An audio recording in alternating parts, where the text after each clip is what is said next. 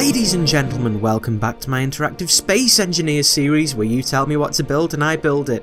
Now, since starting the series, one of the requests I've got quite often has been some kind of super fighter thing. Now, the only fighter ship they've built so far for the series has been the Stellarcaden's Assault, which you see here, and that wasn't really built with fighting in mind, that was just an optional extra for the Space Lamborghini. However, this week I've finally gotten round to building a proper fighter ship, and here it is, the Avocet Advanced Space Fighter. This ship is armed to the teeth, equipped with numerous weapons, some conventional and some not. Over the course of this episode we'll have a look at each of them and see what it can do. In terms of styling, the idea was to make a near-future fighter ship that could fight in space and within the atmosphere. As you can see, the beak swoops up and then down into the main body and connects to the rest of the ship by where the front engines are, and these are deliberately covered to give them extra protection, as are the rear engines. The wings gently swoop back from the main body and house the weaponry systems as well as the conveyor systems needed to feed them. At the tip, the wing curves back and connects with the main body of the ship by where the engine bay is. The entirety of the ship is built out of light armour blocks, making the whole thing very light, and because it isn't too heavy it means it can manoeuvre very easily, and this is provided by the several gyroscopes on board, as well as multiple large rear thrusters and vector thrusters. These properties combined make the ship very agile and nimble for dogfights, as well as useful for attacking a large station or a ship. Given that the Avocet is an advanced fighter ship, it's worth looking at the weapons it has on board. On the tips of the wings as well as on the tip of the nose there are Gatling guns that are useful for damaging enemy armour, killing personnel, as well as disabling enemy equipment such as engines or maybe even turrets.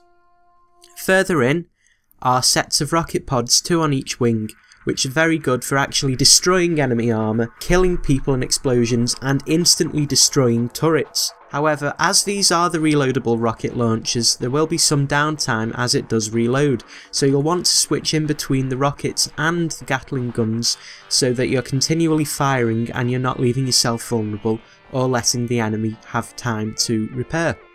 The ship is also equipped with less conventional custom weaponry. At the front and rear, there are factories that construct projectiles that are cast towards enemies using inertia, similar to the Stellarcaden's inertial bomber. However, these can reload. The choice of projectiles include warheads and decoys. The warheads are good for blowing up enemy armour when the rockets aren't firing, and they do have further range, however it is rather difficult to aim them. And the decoys themselves are especially useful seeing as the entire ship is built out of light armour. By deploying decoys ahead of an attack, you'll be able to confuse enemy turrets so that you can destroy them with ease, and then you can move on to destroying the enemy as a whole without fear of being blown out of the sky by a rocket pod. The inertial weapons are completely automated and they're controlled by sets of timer blocks built into the fuselage of the ship, which are programmed with custom algorithms to complete the tasks that they're designed to do. Given that the ship is a 2-man fighter, we can have one person concentrating on flying and manoeuvring the ship while another person in the other cockpit activates the weapons at the precise times necessary.